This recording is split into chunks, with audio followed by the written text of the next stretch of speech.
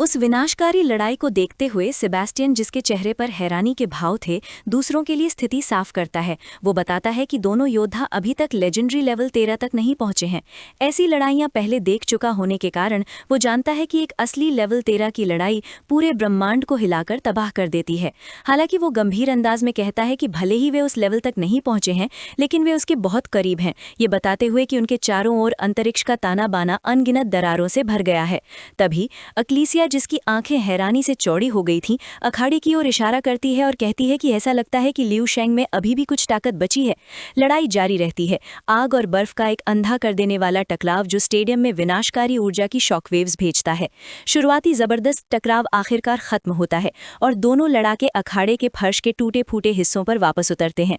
Munro के होठों पर एक आत्मविश्वास भरी मुस्कान आती है जब वो लियू शेंग को देखता है और ताना मारते हुए पूछता है कि क्या यही उसकी हद है।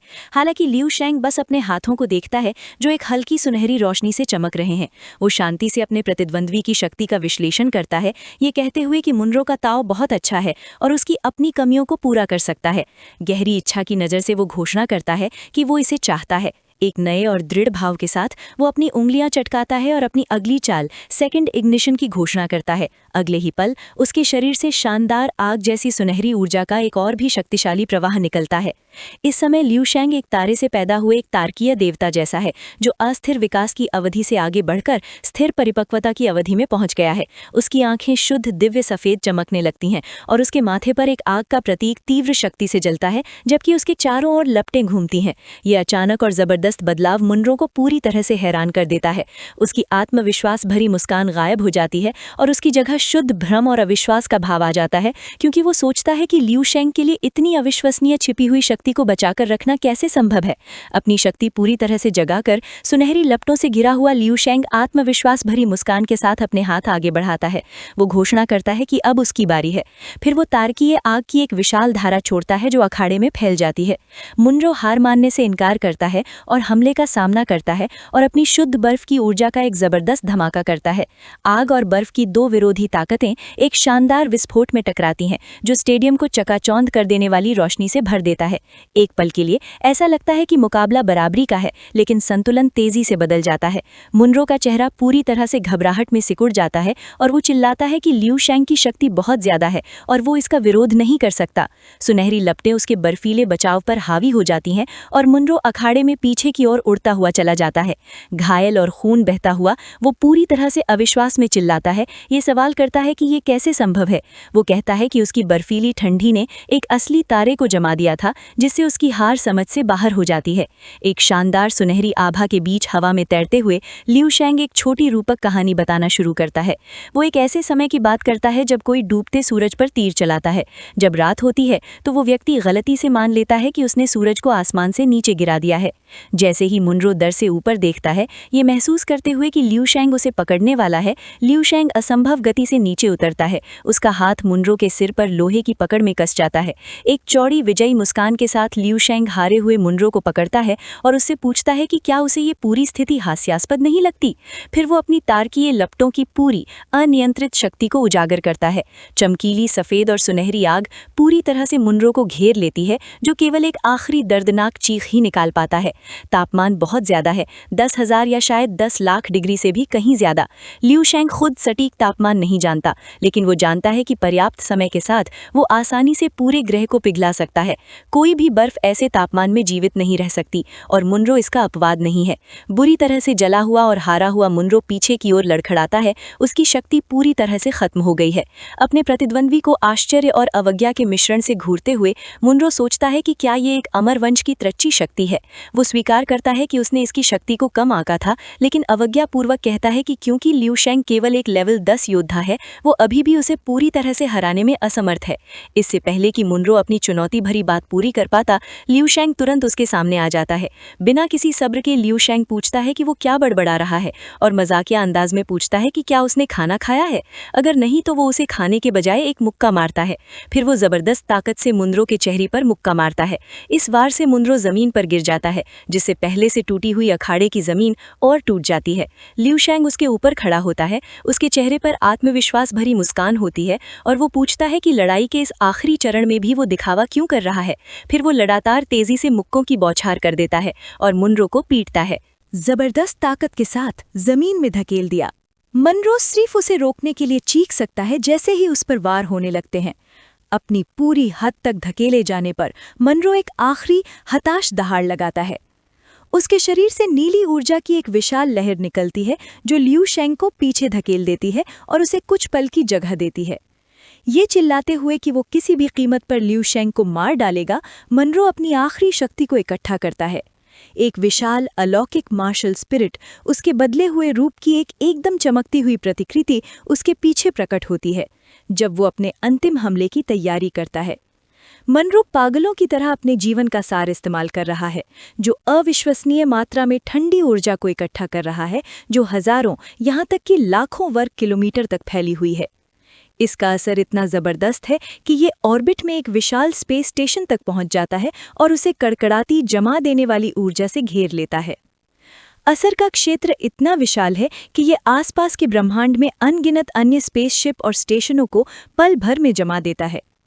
वापस स्टेडियम में उद्घोषक अविश्वास में चिल्लाता है क्योंकि उसके अपनी गर्दन पर नुकीले बर्फ के क्रिस्टल बनने लगते हैं। ठंड की भयानक लहर स्टैंड्स पर छा जाती है और दर्शक डर के मारे चिल्लाते हैं क्योंकि वे भी मनरो के अंतिम हताश दांव की अविश्वसनीय शक्ति से पल भर में जम जाते हैं। जैसे ही मनरो की शक्ति पूरी तरह से नियंत्रण से बाहर हो जाती है, पूरे स्टेडियम को जमाने की धमकी देती है, सेबेस्टियन घबराकर अपने पैरों पर खड़ा हो जाता है और जनता को तुरंत बाहर निकालने के लिए चिल्लाता है। फिर वो गुस्से से हिल स्टार सेक्टर के सेक्टर चीफ की ओर मुड़ता है, ये जानने की मांग करता है कि क्या मनरो पागल हो गया है। वो पूछता है कि वो अपने ही चैंपियन को क्यों नहीं रोक रही है, जो सिर्फ लियू शेंग से लड़ने के लिए अपने जीवन का सार जलाने को तैयार है। हालांकि सेक्टर चीफ सिर्फ दर्द और लाचारी भरे भाव से देख सकती है। वो मानती है कि वो उसे रोक नहीं सकती, ये समझाते हुए कि मनरो उनके पूरे स्टार क्षेत्र का सबसे मजबूत योद्धा है और वो दखल देने में असमर्थ है। कोई विकल्प न होने पर सेबेस्टियन का चेहरा गुस्से और निराशा से बिगड़ जाता है। वो कोसता है, कसम खाता है कि अगर लियू शेंग को कुछ हुआ तो ये इसका अंत नहीं होगा, लेकिन वो अपने दिल में जानता है कि वो कुछ नहीं कर सकता। अखाड़े में मनरो की आंखें खतरनाक लाल चमक रही हैं। वो पूरी तरह से सुपीरियरिटी के भाव से लियू शेंग को नीचे देखता है और उसे बताता है कि उसे कोई अंदाजा नहीं है कि लेवल 12 की शिखर पर पहुंचने का असली मतलब क्या होता है।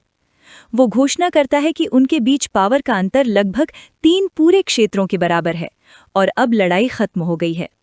फिर वो अपनी बची हुई सारी मार्शल एनर्जी को अपने हाथों के बीच इकट्ठा करना शुरू करता है और अपने अल्टीमेट अटैक पर फोकस करने के लिए उन्हें एक साथ ताली बजाता है। एक आखिरी डरावनी दहाड़ के साथ वो शुद्ध जमा देने वाली एनर्जी की एक बहुत बड़ी किरण छोड़ता है, एक ऐसा हमला जिसे वो इटर्नल फ्रीजिंग नाम देता है। हमले की जबरदस्त ताकत से बचे हुए दर्शकों में डर की लहर दौड़ जाती है। अपने बॉक्स में सेबेस्टियन और एक्लेसिया सिर्फ पूरी तरह से डर के मारे देख सकते हैं, इस नज़ारे से पूरी तरह से जम गए हैं। लियू शेंग के माता पिता भी उतने ही डरे हुए हैं। उसकी माँ अपने बेटे को भागने के लिए चिल्ला रही है। हालांकि इस दिखने में न रुकने वाले, दुनिया खत्म करने वाले हमले के सामने लियू शेंग अपनी घूमती हुई सुनहरी लपटों के बीच पूरी तरह शांत खड़ा है। वो आने वाले धमाके को देखता है और उसके मन में एक शांत विचार आता है। वो खुद से सोचता है कि क्या लेवल 10 और लेवल 12 के योद्धा के बीच का अंतर सच में इतना बड़ा होता है। कुछ देर सोचने के बाद एक आत्मविश्वास भरी शांति उस पर छा जाती है, क्योंकि वो इस नतीजे पर पहुंचता है कि शायद ऐसा नहीं है। एक आखिरी दृढ़ नज़र के साथ लियू शेंग अपनी सारी शक्ति इकट्ठा करता है, अपनी मार्शल आग पर फोकस करता है। वो मास्टर की विरासत को बुलाता है और अपनी अल्टीमेट टेक्निक छोड़ता है। एक शक्तिशाली दहाड़ के साथ वो एक मुक्का मारता है, अपने हमले का नाम घोषित करता है। सच्ची मार्शल आर्ट, तारकीय शक्ति, तोड़ो, मुक्का। शुद्ध सुनहरी मार्शल एनर्जी का एक बहुत बड़ा चकाचौंध भरने वाला चमकदार खंभा छोड़ता है जो अखाड़े में तेजी से जाता है। मनरो के अल्टीमेट अटैक को पूरी तरह से बौना बना देता है। मनरो सिर्फ पूरी तरह से सदमे और अविश्वास में देख सकता है कि कैसे सुनहरी रोशनी उसकी जमा देने वाली एनर्जी पर पूरी तरह से हावी हो जाती है। लपटें पहले ही उसे घेर लेती हैं। वो एक आखिरी दर्दनाक चीख निकालता है, खुद को बचाने की बेतहाशा कोशिश करता है, जब वो न रुकने वाली शक्ति से खत्म हो जाता है। जब रोशनी आखिरकार फीकी पड़ जाती है तो लड़ाई खत्म हो जाती है। मनरो घुटनों के बल गिर जाता है, पूरी तरह से हार जाता है और फिर टूटी जमीन पर मुंह के बल गिर जाता है। लियू शेंग शांति से उसके पास जाता है और उसके कंधे पर हाथ रखता है। वो अपने हारे हुए विरोधी को नीचे देखता है और उसे आखिरी सलाह देता है। कहता है कि अगली बार इतना घमंडी मत बनना। वो समझाता है कि तारों वाला आसमान बहुत बड़ा है और उसमें बहुत से ताकतवर लोग हैं जिन्हें वो भी उकसाने की हिम्मत नहीं करता। वो मनरो से कहता है कि इस बार उससे लड़कर वो खुशकिस्मत है क्योंकि वो उसकी जान बख्श रहा है, लेकिन उसे चेतावनी देता है कि अगली बार वो इतना खुशकिस्मत नहीं होगा। ये वीडियो का अंत है। अगर आप लोग अगला भाग देखना चाहते हैं तो हमारे चैनल को सब्सक्राइब करें।